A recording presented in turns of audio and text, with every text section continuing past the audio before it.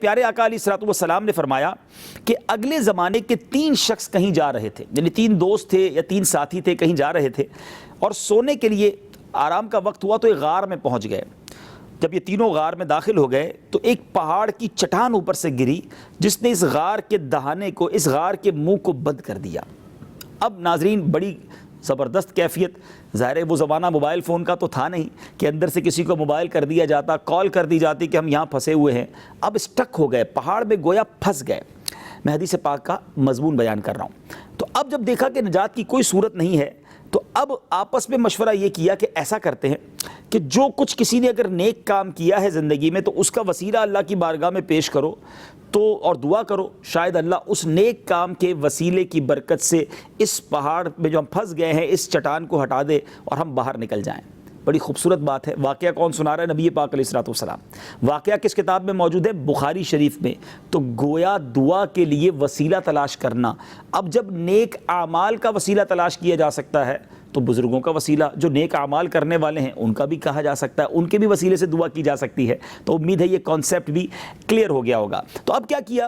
ایک شخص نے اللہ کی بارگاہ میں دعا کی کہ اے اللہ، میرے والدین بہت بوڑھے تھے، جب میں جنگل سے بکریاں چرا کر لاتا تو دودھ دو کر سب سے پہلے اپنے والدین کو پلاتا، اس سے پہلے اپنے بال بچوں کو بھی نہیں پلاتا تھا، نہ لونڈی اور غلام کو دیتا تھا، اپنے سرونٹس کو بھی نہیں دیتا تھا، اپنے چلڈرنز کو بھی، اپنے بچوں کو بھی نہیں دیتا تھا۔ ایک دن جنگل میں دور چلا گیا، رات میں جانوروں کو لے کر ایسے وقت میں آیا کہ والدین آرام کرنے لگے۔ یا اللہ، میں دودھ لے کر ان کے پاس پہنچا تو وہ سوئے ہوئے تھے، بچے بھوکے تھے، مگر میں نے والدین سے پہلے بچوں کو پلانا پسند نہ کیا اور یہ بھی پسند نہ کیا کہ والدین کو سوتے سے جگا دوں۔ تو دودھ کا پیالہ ہاتھ میں لے کر میں ان کے جاگنے کے انتظار میں رہا۔ صبح ہو گئی اور جب والدین جاگے تو میں نے ان کو دودھ پلایا۔ جب انہوں نے دودھ پی لیا تو اس کے بعد میں نے اپنے بچوں کو اور اپنے گھر والوں کو دودھ دیا۔ اے اللہ عز و جل، اگر میں نے یہ کام تیری خوشنودی کے لیے کیا ہے تو اس چٹان کو ہٹا دے۔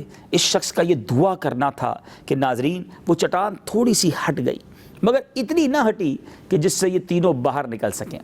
اب دوسرے شخص نے دعا کی اور کیا کمال کا اس نے کام کیا تھا جو وسیلہ پیش کیا کہ اے اللہ، میرے چچا کی ایک لڑکی تھی جس کو میں بہت محبوب رکھتا تھا، میں نے اس کے ساتھ برے کام کا ارادہ کیا مگر اس نے انکار کیا۔ ایک وقت وہ تکلیف میں آئی، قحط میں تھی، مصیبت میں تھی، اب اس نے میرے پاس وہ جب رقم مانگنے آئی تو میں نے اسے 120 اشرفیہ دیں مگر اس کے بدلے اسے برے کام کے لیے راضی کیا۔ وہ راضی ہو گئی مگر جب میں نے اس پر قابو پا لیا تو وہ اللہ کا خوف رکھتی تھی، تیرا خوف رکھتی تھی مالک۔ اس لڑکی نے مجھے کہا کہ اللہ سے ڈر۔ جب اس نے مجھے یہ کہا تو میں نے تیری رضا کی خاطر اس حرام کام سے اپنے آپ کو بچا لیا۔ اے مالک، اگر میں نے وہ حرام کام تیری رضا کے لیے چھوڑا تھا تو آج اس چٹان کو ہٹا دے۔ وہ چٹان اپنی جگہ سے تھوڑا اور سرک گئی مگر ابھی بھی اتنی جگہ نہ تھی کہ یہ نکل سکتے۔ اب تیسرے بندے کی باری تھی، اس نے ہاتھ اٹھائے اور اللہ کی بارگاہ میں دعا کی کہ اے اللہ، میں نے چند لوگوں کو مزدوری پر رکھا، سب کو مزدوریاں دے دیں۔ ایک شخص جو تھا اپنی مزدوری چھوڑ کر چلا گیا، اس کی مزدوری کو میں نے کاروبار میں لگا دیا، تجارت میں لگا دیا، مال اس کا بڑھتا رہا، بہت سارا بڑھ گیا، بڑا مال ہو گیا، اس کے میں نے بہت سارے جانور خرید لیے۔